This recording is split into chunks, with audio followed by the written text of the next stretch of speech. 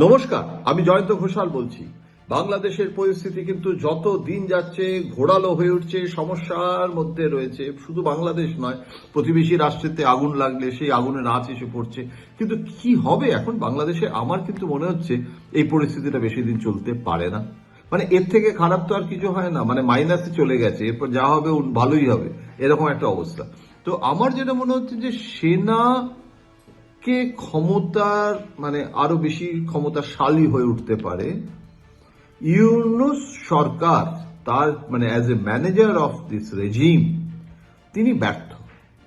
আজকে এত যে মানুষ মারা গেল এবং যেভাবে মানে পিটিয়ে গাছে বেঁধে হিন্দু, সংখ্যালঘু, সাধারণ গরিব মানুষ, এটা শুধু ভারত বলে নয়, বাংলাদেশের প্রশাসনের এই ব্যর্থতাটা কিন্তু মার্কিন যুক্তরাষ্ট্র থেকে গোটা পৃথিবী দেখল। এখন এই পরিস্থিতিতে ইউনূসকে ক্ষমতায় রেখে ভোট করা কতটা হবে, কিভাবে হবে? কেননা বাংলাদেশে যে ভোটের দিনক্ষণ ঘোষণা হয়ে গেছে 17 তারিখে তো রমজান, সুতরাং ফেব্রুয়ারি মাসে ওই যে সময় বলা হয়েছে সেই সময় ভোটটা না হলে তো বিপদ বাড়বে না। তারপরে তো আর পিছুতে গেলে তখন যদি যদি না হয়, রমজানের আগে যদি ভোট না হয়ে যায়, তাহলে কি ইউনূস সরকার থাকবে নাকি সেখানে সমবেত একটা প্রেসারে বিদেশের শক্তিও এসে যাবে সমবেতভাবে, এবং ইউনূসকে স্টেপ ডাউন করতেই হবে এবং রাষ্ট্রপতি শাসনের জায়গায় সেটা সেনা শাসনের দিকে যাওয়ার সম্ভাবনা বেশি। একটা মিলিটারি কু নয় এটা, মানে এটা এক ধরনের ট্রানজিশন, সেনা ট্রানজিশন, তার নেতৃত্বে রেখে ভোট হবে। কারণ এখন ইউনূস নিরপেক্ষ নন, এই দাবিটা এসেছে। আচ্ছা, বিএনপি তারা প্রধান এখন একটা রাজনৈতিক দল, যারা নির্বাচনে লড়ছেন তাদের নেতারা খুন হয়েছে। এখন এই ঘটনাটার পেছনে তাহলে বিএনপি যদি থাকে, বিএনপি নেতাকে খুন করবে বিএনপি লোকেরা। জামাত তারা জনপ্রিয়তা অর্জন করেছে বলে তাদের বিশ্বাস এবং তারা ক্ষমতায় আসতে চাইছে, সুতরাং জামাত যদি এটা করে তাহলে তো জামাতের যদি নির্বাচনী ভণ্ডুল হয়ে যায় তাহলে জামাতের এটা করে কি লাভ? স্বভাবতই ইউনূসের যে রেজিম তার দিকে কিন্তু অভিযোগের তর্জনীটা উঠছে।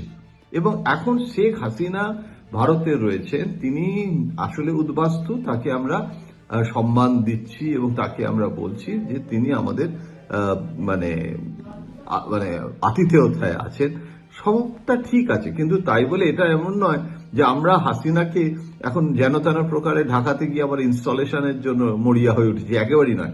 আমরা কিন্তু বরং মানে এই all eggs in one basket, এই তত্ত্বটা এখন আমরা একটা বিলম্বিত বোধোদয় হয়েছে, আমরা বুঝতে পারছি যে ওটা ঠিক হয়নি। এবং সেক্ষেত্রে কিন্তু আজকে আওয়ামী লীগ বিরোধী যে মানুষের যে ক্ষোভ, হতাশা, যন্ত্রণা, সেটা ভারত বিরোধী হয়েছে এবং সেটাকে মোল্লাতন্ত্র বলবো না, একটা ইসলামিক মতাদর্শের একটা মোল্লাতন্ত্রের নামে এখানে কিন্তু একটা তার কুব্যবহার আমরা দেখতে পাচ্ছি বাংলাদেশে, এবং সেটা কিন্তু ভয়ঙ্কর জায়গায় চলে যাচ্ছে।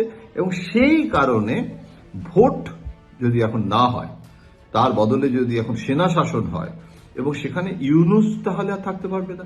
এখন সেনা শাসন হবে কি হবে না জানি না, কিন্তু এটা বুঝতে পারছি যে ইউনূসের দিন কিন্তু ঘনিয়ে এসেছে। ইউনূস এইরকম ভাবে মানে একজন জঙ্গি, তিনি ভারত বিরোধিতা মানে কথা বলে এসেছেন, তার মৃত্যুর পর তাকে শহীদ করে তাকে বলা হচ্ছে যে আমরা ভুলিনি এবং আমাদের হৃদয়ে তুমি আছো, এবং আনফিনিশড এজেন্ডা যেটা বলে গেছে সেটা আমরা করবো। সেই আনফিনিশড এজেন্ডা কি? যে ভারতকে বিশ্বাস করো না, ভারতকে ঘৃণা করো, একটা ভারত বিরোধিতার তাস। তাহলে পাকিস্তানে যে 71 সালের আগে যে এটা অবিভক্ত পাকিস্তান, সেখানে কি তাহলে পেছন দিকে হাঁটতে চাইছে বাংলাদেশ, এবং সেখানে কি ইউনূস সেই পশ্চাৎমুখীনতার নেতৃত্ব দিচ্ছেন? আমার মনে হয় এভাবে বাংলাদেশ চলতে পারে না।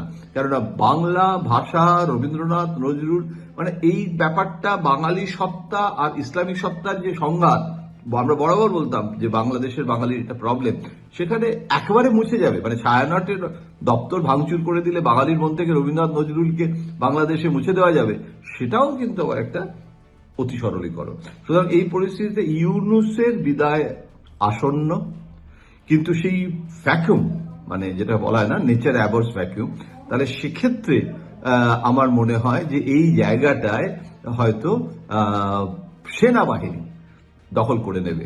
এবং বাংলাদেশের সেনাবাহিনী কিন্তু ভারতের সেনাবাহিনী প্রধানের সাথে কথা বলেছে, এবং ওই যেসব হুমকি যে পাকিস্তান, চীন আর বাংলাদেশ মিলে একটা উত্তর পূর্বাঞ্চলের 8খানা যে রাজ্য আছে, হ্যাঁ, আমি বলি 7টা বোন একটা ভাই, এগুলো সব দখল করে নেবে। এই যে ইউনূসের মানে সমস্ত মুখপাত্রদের এই সমস্ত অবান্তর দাবি, সেটা পরিস্থিতিকে তো আরো জটিল করে তুলেছে।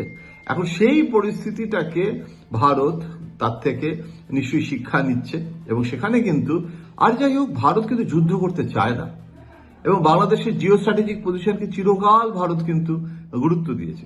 আমরা সেই কারণে জয়শঙ্কর বারবার বলছে যে দুটো দেশের মধ্যে দ্বিপাক্ষিক সম্পর্ককে আমরা মজবুত করতে চাই, এগিয়ে যেতে চাই, এবং সেখানে কিন্তু অন্য কোনো কারণে মানে বাংলাদেশ একটা সার্বভৌম রাষ্ট্র, তার ভোট, সেখানে আমরা নাক গলাবো না। ভারতের কাছে সে কোনো অপশন নেই।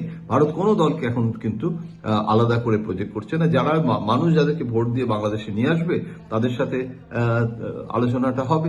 এই আলোচনাটা কিন্তু মানে কোনো রাজনৈতিক দল টু রাজনৈতিক দল নয়, দুটো রাষ্ট্রের দুটো রেজিমের সম্পর্ক, এটা বুঝতে হবে।